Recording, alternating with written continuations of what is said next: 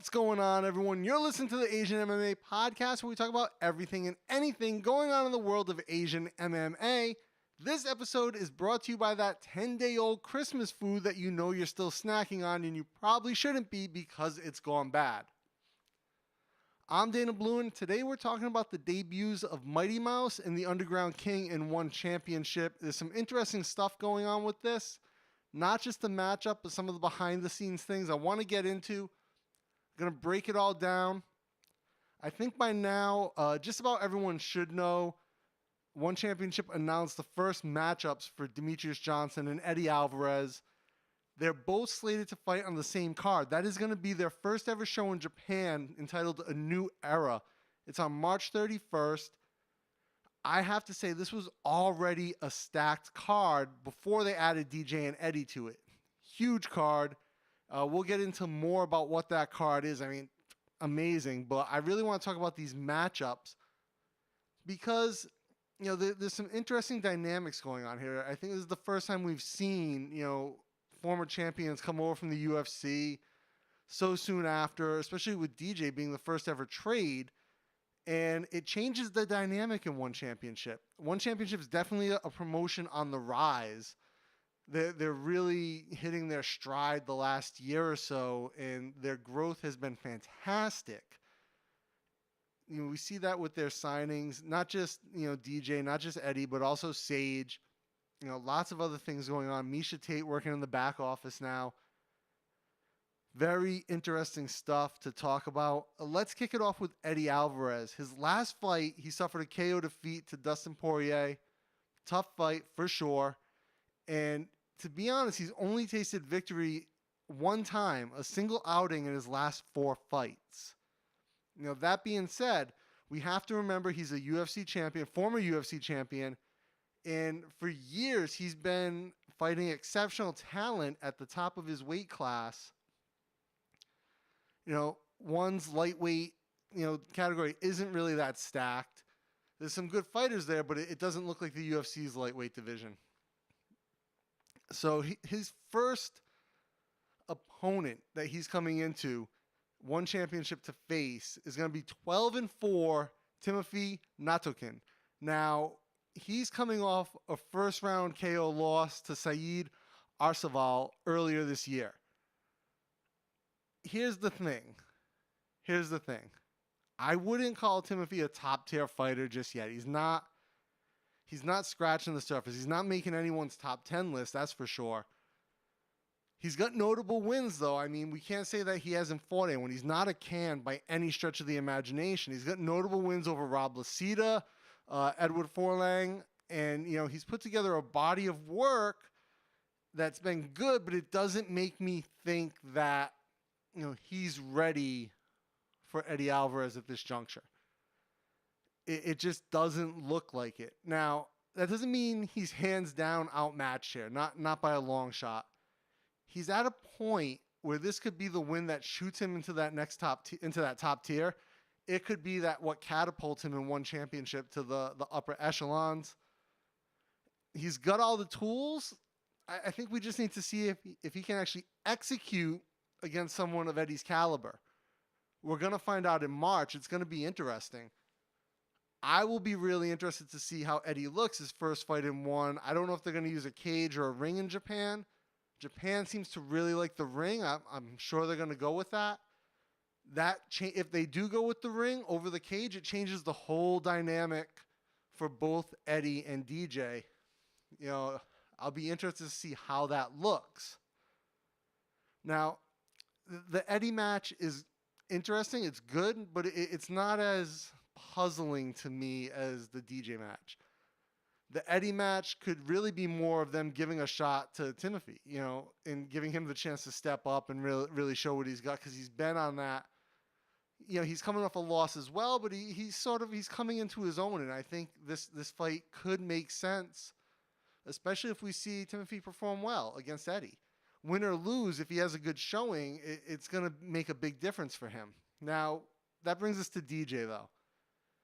This is where I have to jump into a much more detailed conversation with you guys, because it's an interesting dynamic with who DJ is.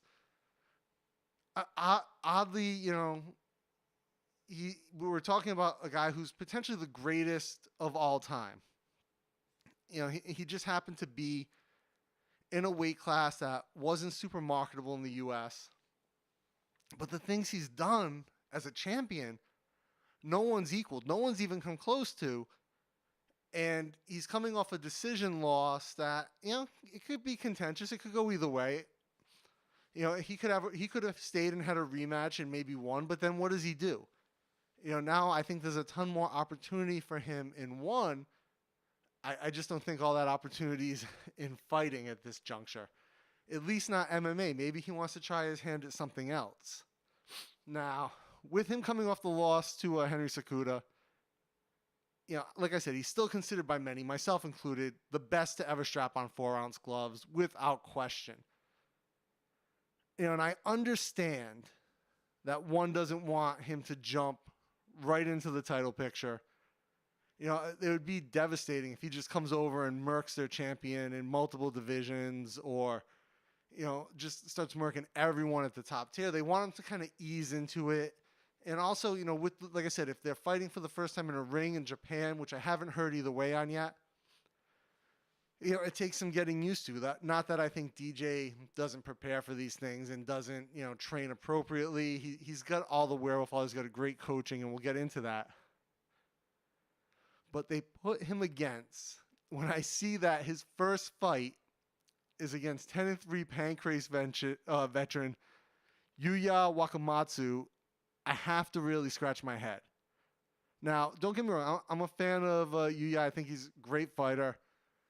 I've been watching him for a long time. I think he's good. He's entertaining. But is he ready to fight DJ? No. Do they have better people in that division who don't have the strap, who can challenge him and make a better fight? Absolutely. And to be honest, I was actually surprised when I saw the matchup come out that DJ wasn't facing Danny Kingad, who actually handed Wakamatsu his last loss, his most recent loss. So that made a lot more sense to me. Despite DJ coming off a loss, he's still the greatest of all time. He's still in his prime. How do you not start to really put him up against tougher opponents right off the bat? Or, and this is the fight I really want. I've talked to a few people about this, and they're also surprised that this isn't the fight we're seeing, is against former flyweight champ Karate. Now, he is an absolute beast, and I think that's the fight everyone who follows Asian MMA would love to see. Especially for DJ's first fight, especially in Japan. I think it would be a fantastic fight, especially for one championship. Now, they're not doing it. And of course, there's always going to be matchmaking controversies, matchmaking decisions. People aren't going to agree with everything. I think overall, one does a very good job of matchmaking with their roster, especially going back a few years when they didn't have a huge roster. They didn't have really deep divisions, but they knew how to match make to a way that satisfied the crowd, that pleased the crowd, when they weren't really that global level organization that they are now. And I still think their matchmaking is really good. And a lot goes into matchmaking. It's not just picking names out of a hat or saying, this is the number one guy. There's a lot of vision, a lot of work that goes into it. I don't want to belittle it, but I have to bring this up because who DJ is, and we have to understand the dynamics that Matt Hume, the matchmaker for one championship, the VP of operations for one championship, is Demetrious Johnson's coach, the founder of AMC Pancration. He's a legend in the sport, but it's a clear conflict of interest that you have now the matchmaker, also the coach of the greatest fighter of all time, fighting in your organization, and you haven't addressed the role that he plays or if there's any checks and balances in place here. And I'm not trying to say that there is something nefarious going on. I've only met Matt Hume 2 times. He's always been really cool. And everyone I know who works with him at one championship, I've talked to some of them. They have nothing but positive things to say about him. He's a very stand-up guy by all accounts. So I'm not saying that he is going to do something wrong or that he has, but it's something that one championship at least needs to address on the surface so that they can put it to bed. And if anyone ever brings it up again, because I haven't heard anyone else talk about this, they can say, look, we've already addressed that. This is the system in place. Next question. And I actually reached out to a few people at one championship, and they just basically said to me, it's not something that we're addressing. So I don't know what the deal is. Hopefully I'll be able to get an official response from someone at some point. It just hasn't been dealt with yet. Now, all of that being said, like I said, throwing it out there, the reason it's really important here, and I think we need to really focus on this, is that AMC Pancration, where DJ trains, where Matt's a coach, where Matt's the founder, isn't a huge gym like American Top Team or Jackson Wink.